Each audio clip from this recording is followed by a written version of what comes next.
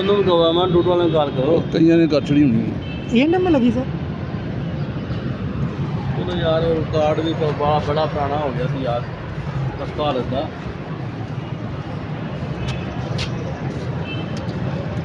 ਚਲੋ ਯਾਰ